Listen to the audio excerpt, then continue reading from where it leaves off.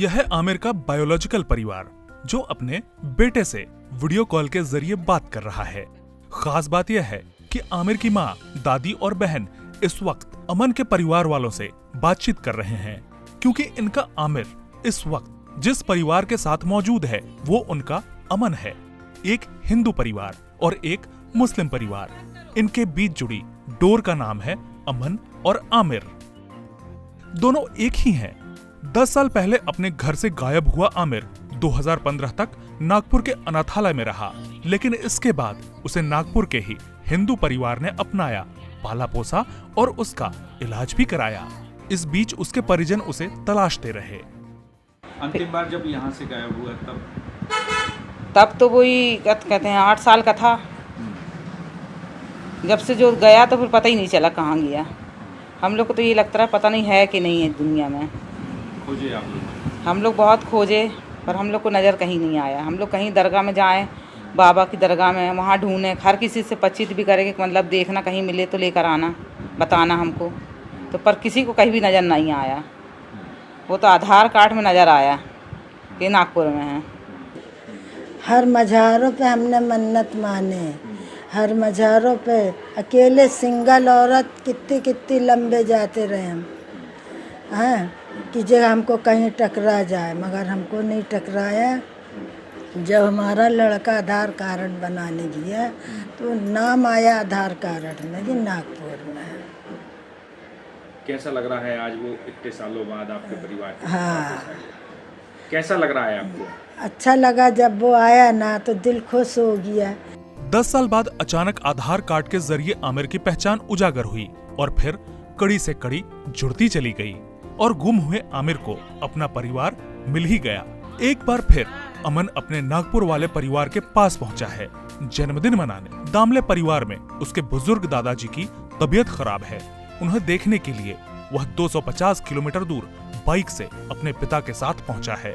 जबलपुर से उसके परिजन जिस आत्मीयता और अपनेपन के साथ अमन के परिवार की खैरियत पूछ रहे हैं और बातें कर रहे हैं, उससे एक बार फिर यह साबित होता है कि इंसान एक दूसरे के सिर्फ प्यार के बंधन से ही बंधा है, जिसमें धर्म मजहब के लिए कोई जगह नहीं है। माँ लक्ष्मी दामले ने अमन को उसकी अम्मी मेहरुनिसा से भी ज्यादा प्यार दिया, उसका इलाज कराया, बोलना भी सिखाया। अमर बना आमिर अब अपनी पिछली जिंदगी भूल चुका था, लेकिन आधार कार्ड से जुड़े एक लिंक ने उसे अपने असली परिवार और असली माँ बाप से मिलवा दिया। अमन अपनी माँ लक्ष्मी दामले का जन्मदिन मनाने बाइक से जबलपुर से नागपुर आया। यहाँ ईटीवी भारत ने अमन को अडॉप्ट करने वाले परिवार और उसके बायोलॉजिकल पेरेंट्स के साथ खुद अमन से बातचीत की। जानिए उसकी पूरी कहानी। अमन, आप नागपुर आए थे, फिर जबलपुर गए, अब फिर नागपुर आए, क्यों आए आप? मम्मी का बर्थडे के लिए आए थे। मम्मी का बर्थडे? हाँ। तो कैसा लग रहा है मम्मी का बर्थडे सेलिब्रेट करके? अच्छा लग रहा है। तो अगर अभी आपको बार बार आना पड़ेगा तो आप आओगे? आ जाएंगे। आ जाएंगे? हाँ। सबसे ज्यादा किसको मिस करेंगे? सबको मिस करेंगे। हाँ। साथ है अभी अमन की मम्मी, जिन्होंने उसको एडॉप्ट किया और उसके बाद उसका पालन पोषण किया, उनसे बात करते हैं। आप क्या बताएंगे अमन के बारे में?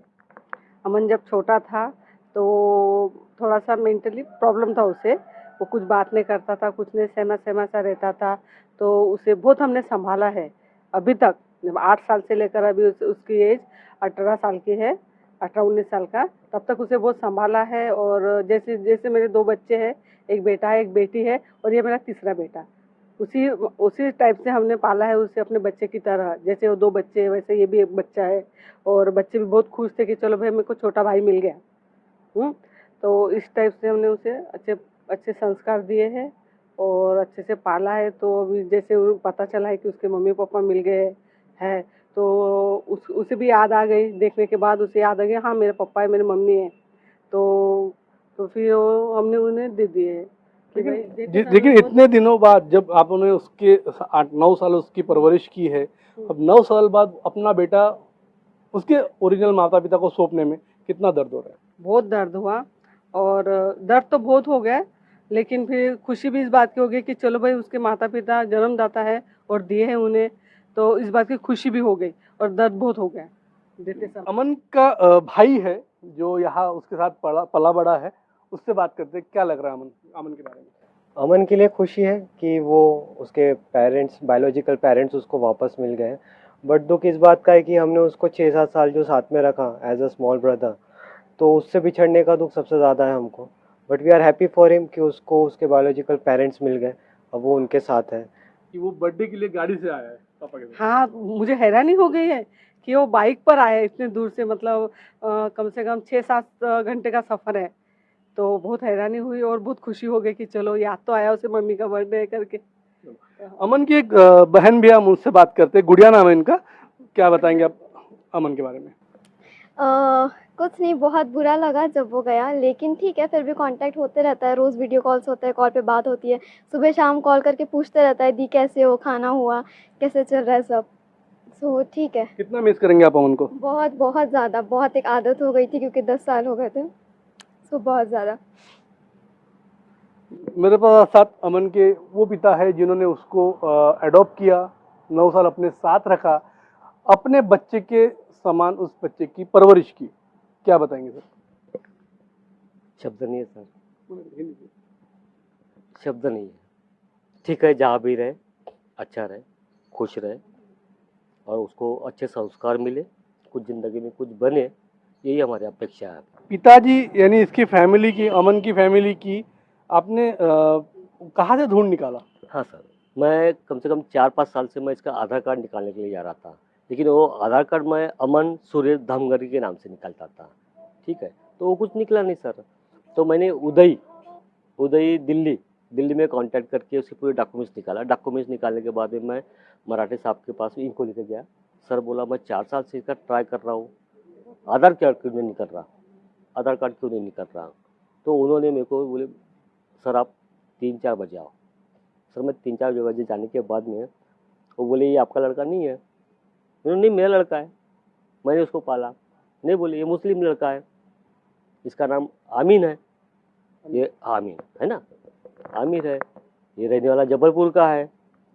वो ठीक है सर, जहाँ के होंगे वहाँ पर आप कांटेक्ट करो, आपके भी तो वहाँ पर होंगे।